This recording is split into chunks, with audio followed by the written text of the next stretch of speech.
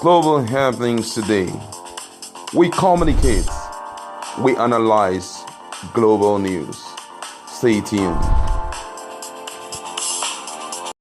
Hello guys, welcome to Global Happenings today. We have a trending news here for you. And the headline of the news reads, again, Sowore enters the favored list of United States of America as he is being honored. See details. But before we continue with details of the news and further analysis, we'd like to encourage you to please subscribe to our channel by clicking on the red subscribe button and also the bell icon so that you can get notification anytime we publish videos on YouTube.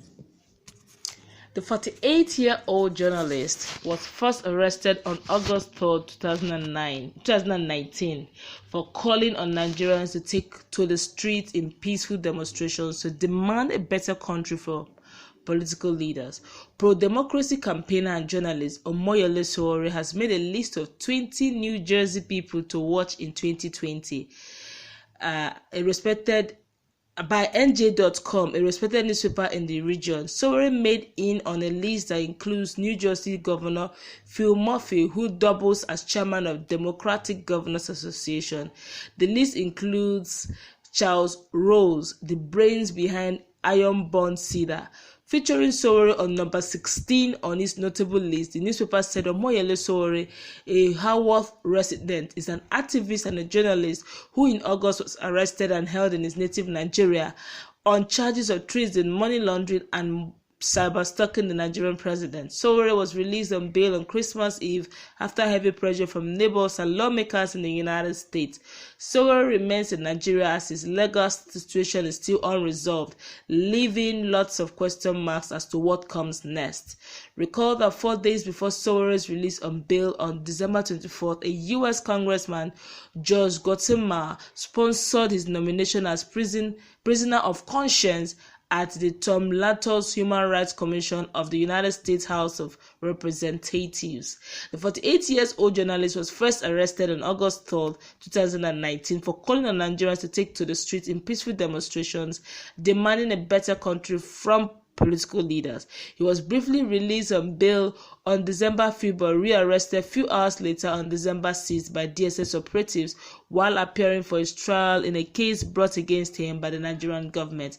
In all, Sowore spent over 4 months in detention despite 2 court orders directing his release on bail during that period. His trial resumes shortly in a case that has been described as baseless by observers. All right, thank you very much. This is a good one for Sowore again. Don't forget that he had before now been nominated as one of those that will be honored as prisoner of conscience at the Tom Lantos Human Rights Commission of the United States House of Assembly. All right, and this is a good one for Sowore because I had said this before now that this young man Sowore is one soul that the government had used their own hand. I'm talking about the current government, Nigerian government. They used their own hand to make this guy a public figure who may really contend strongly against APC come 2023. And certainly it may happen, except he blows it up by himself. How did they do this? By arresting him during the time of protest, and not even arresting him. Arresting him was one thing, but holding him captive despite court orders for him to be released. You know, at the time they held him captive, there was a lot of uproar that he should be released and all of that. And then before we knew, there was a bail put on him that he can be bailed. But then the condition of the bail was so stringent, it required huge financial, ability. So some persons, before we know, he made the bail term and released him. Turned out to be a case. Several court cases came up, which as a result of that, the wife had to go extra mile. I believe that the reason why United States of America expressed interest was the fact that they heard that, hey, this guy has made the court he has made the bail term, and the court has given instruction to a democratically elected government to release one who had been in prison, and they have blatantly refused releasing him. Before we knew, the thing went hellwire. Trust Nigerians on internet, on social media, everyone, the newspapers were carrying it, and political analysts were writing about it. So many things were happening, and before we knew it, it was a case of, hey, the United States guys need to come in here and help because of his relationship with them. At least the wife is a citizen of the United States. I think also Sowore is also a citizen of the United States. They had to talk, had to send a letter straight to Malami himself, an open letter, whatever way it was, but a letter was sent to him instructing him to release him. That was how the guy entered the famous books of the international community, and today he is widely respected. And you can imagine what they're saying about him. This is quite a serious case. Before you know, the man who was written off as no reasonable politician may be of a huge influence come 2023. Nigerians made that to be possible. So I believe that even as he will be honored in whatever way that he will be honored, at least he will turn his face back and said, yes, these were the people that make this to happen. But candid advice to him, Sowore, he should not allow all this fight and all this strife for him to become who he is, or to allow the fame that he has gotten to be negatively written about. He should kind of do things that will, like what he had done thus far.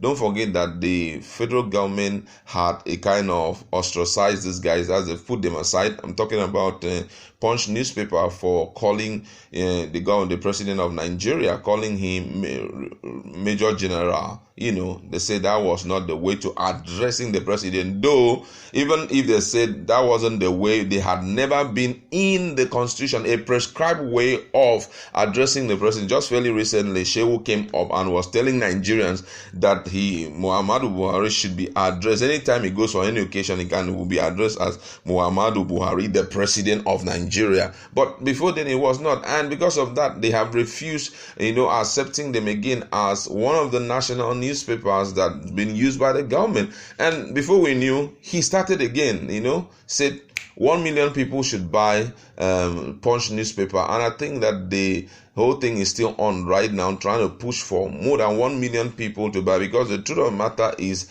they need patronage from people for them to still be who they are. Government have opted out. They've not been involved in government issues or government functions and all of that. So right now, it's just a case of we need to keep them afloat. And he just immediately picked that up and tried to help them out. So those are the kind gestures or fundamental human right activities that he must get involved, but not to do anything that may trigger a concern which is against the law of the land. Those are some of the things he must try to guard against, because right now I believe that one of the focus that he's having is to be influential and very, very useful in deciding the fate of Nigeria come 2023. That's during the presidential election. I believe that he's going to contest again on whatever platform Nigerians do not know. But I know that right now the spotlight is on him. Most people are focusing on him. They are going to be trailing his activities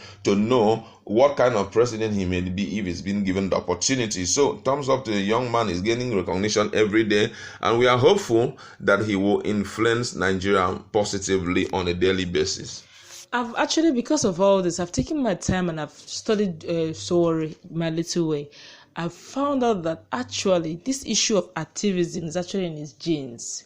It didn't start today. In the days of Goodluck Jonathan, there was a time when Yar'Adua died.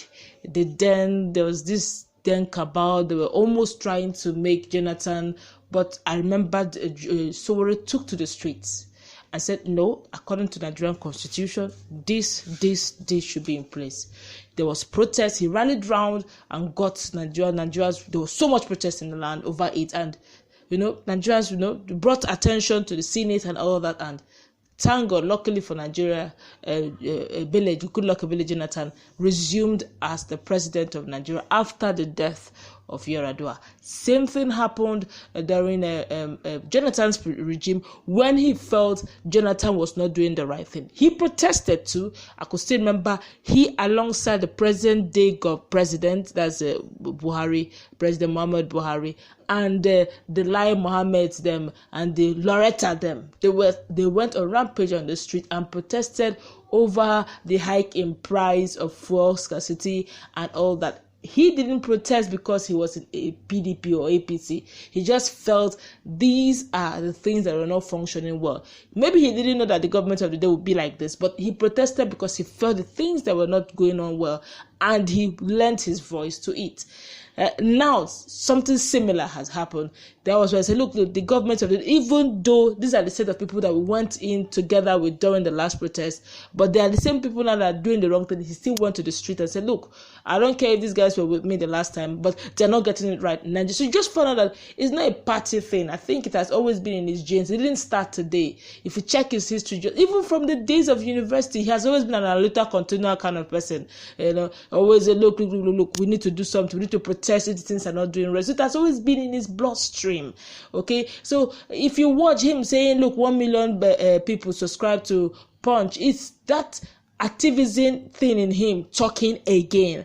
I feel it's a good one for him. 16th position in New Jersey. Kudos to the government of the day. They've made him an international icon. They've made him a voice to look at. Now, if Sowore says something, everybody wants to hear what he has said. Kudos to the government of the day. They've made him an icon. They've made him a legend. They've made him an activist to look out for.